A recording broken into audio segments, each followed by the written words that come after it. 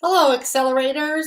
It's Tuesday afternoon. It's April 13th, and it is 12 noon. And this is Traction Tuesday at 12. In case you didn't notice, I've been missing from action for a few weeks. And I'll be honest with you, I had not planned to be missing from action for a few weeks. I went on a 4-week long, 27 days, 5,027 mile RV trip. Part of my goals of going on that RV trip, or what we needed to accomplish while we were on the RV trip, had to do with being able to maintain my regular work.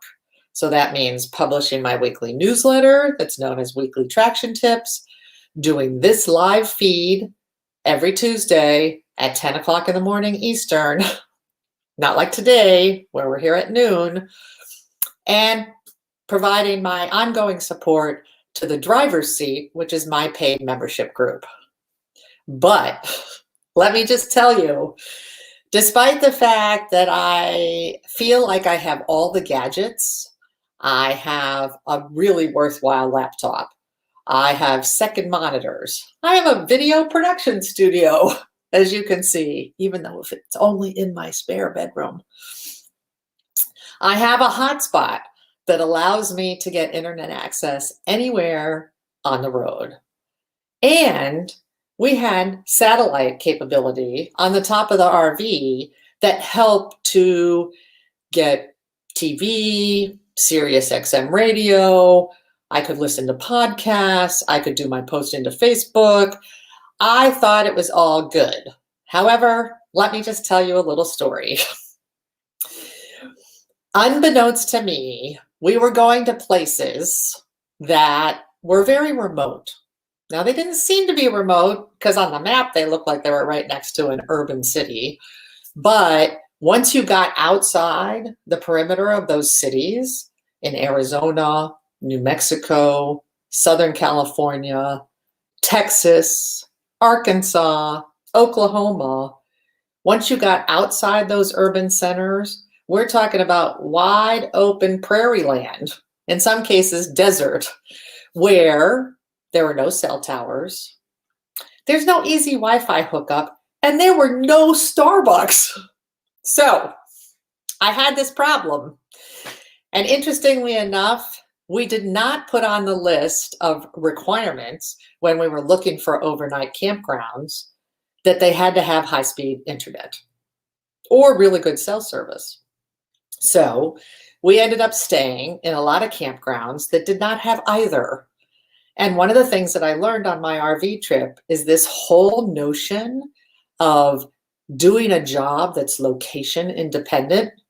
You know, you pack up your stuff and you can go anywhere, needs to be really thought about and planned for just as much as packing your clothes, packing the food, considering the national parks that we were going to visit, collecting souvenirs, appropriate hiking maps. All of that stuff was part of the RV trip, but we had really not considered, other than the things that I normally carry around with me to do my business on the road, and I'm talking about on the road being the other side of Cleveland or New Jersey. But when you're out in Death Valley, by Joshua Tree, Carlsbad Caverns, La Cruces, New Mexico, Texarkana, which is a city that's split between Texas and Arkansas, the cell service and the Wi-Fi is a completely different animal. So that's why I've been missing. That's also why I'm moving this Tuesday traction to 12 noon. Because what happened is when I was 3 hours earlier in Arizona, which has their own time zone, or anywhere near the Pacific time zone, I would have had to be broadcasting this live stream on StreamYard at 7 a.m. in the morning. Now, it's not that I didn't want to get up at 7 o'clock in the morning, but to be honest, in an RV, after hiking, driving, sightseeing, national park hopping, and all the other fun things that we did on our trip, to be able to get up, be ready, and scripted, at 7 a.m., it wasn't going to be happening. So after a couple of weeks of failed attempts to do live streams and failed attempts to try and get my newsletter formatted and out to all of you, I finally gave up and I decided to just enjoy my vacation and explain it to you when it was all over. So that's what I'm doing today. But in addition to that, I also want to tell you something else. I want to talk a little bit about beliefs. Now, you know that my philosophy of relationship marketing, which is that notion of marketing your business through continued and tighter relationships with your ideal clients, I teach a program called The Ones, okay? It's one sentence that describes what you do, one paragraph that describes a little expansion on the one sentence or answers the question, that's interesting, tell me more. One list of contacts, one electronic list of contacts, presumably with email addresses. One ideal customer, kind of their list of traits and personalities that make them ideal for you and your business. One story about why you do what you do. One client benefit example, which is something that you've done for a client that created a great result, expressed in the client's perspective. One stay in touch plan, which is what you're going to do every week as a matter of habit to stay in touch with your people. One bio, which is what somebody would use if they were introducing you as a speaker. One list of problems that your clients have and that you can help solve. One list of beliefs about what you do, and one LinkedIn profile. Today, I want to talk about your one list of beliefs and why that's important. People are going to buy from those that they know, like, and trust. What you believe about the work that you do sets you apart from your competitors. Now, I'm not talking about things like, I promise to deliver the best customer service, or I treat every customer as if they were a member of my own family, or I provide only honest, ethical service policies that are fair to my customers, okay? That to me is kind of Americana and apple pie, all right? It's not that it's bad, and if you have those beliefs, that's fantastic. But what it is it's something that every single one of your competitors can say also, and they do. So when I'm talking about beliefs, I'm talking about things that set you apart from your competitors, set you apart from people in your industry that provide the same services that you do. Beliefs that might be a little bit controversial.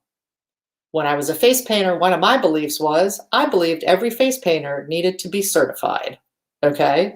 That there needed to be some sort of licensure or accreditation or program that those that were truly dedicated in doing this as full-time work, they had to take that program, they had to pass some sort of test, and they had to get sort of a stamp of approval, okay? Something that showed that they were different than the hobbyist, the high school student that was doing it at home on their own time, the volunteer that's using the inappropriate products to paint on kids' faces.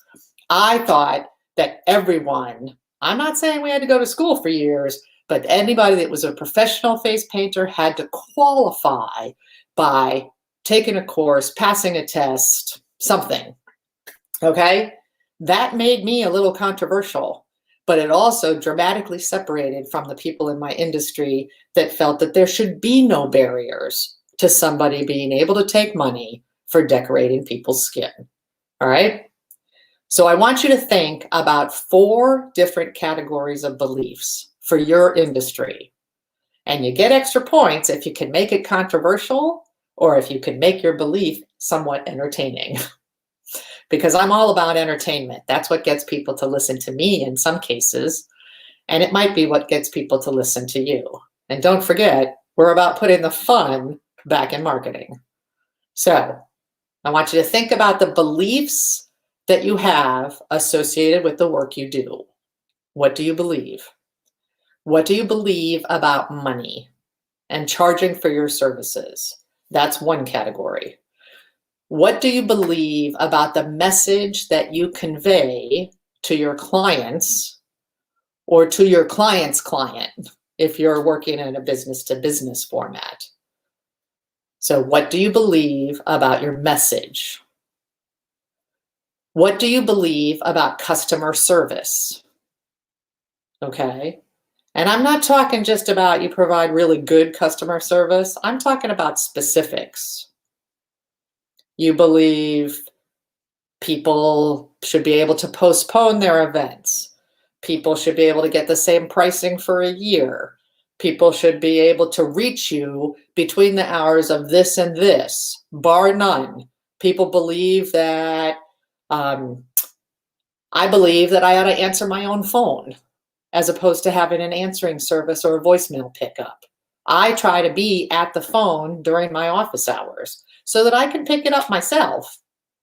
That's something that's important to me in giving customer service to my coaching clients. I don't want to be a distant voicemail box and they don't know when I'm going to get back to them.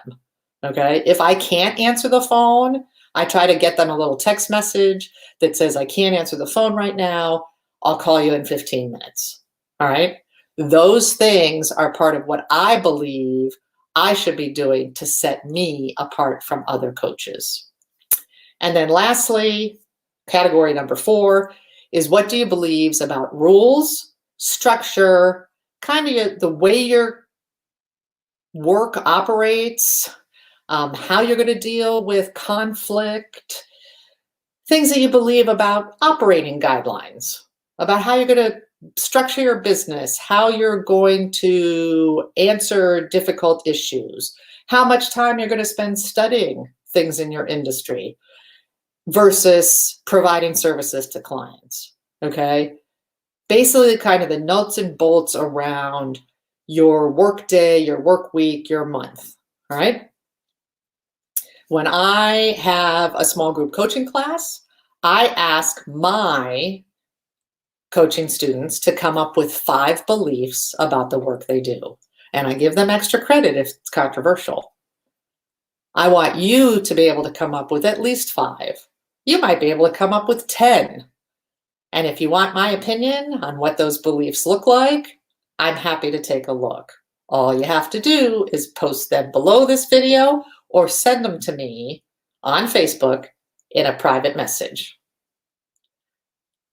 That's all I have for today. I hope you guys had a fantastic month while I was touring the Southwest United States.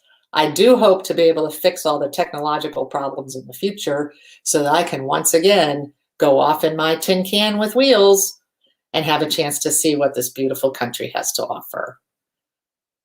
Hope you'll join the group, the Accelerate Your Success Facebook group, which is one of the places that I'm broadcasting today. And if you want to join that group, all you have to do is send me a little message or fill out the form. And you can find that form at Accelerate Your Success in groups on Facebook.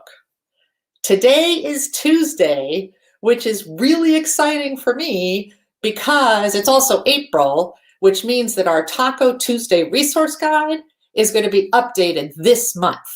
We update it every 6 months. It's basically the tools, the apps that create opportunities for you, the things that you can't live without, whether it's software, third-party app,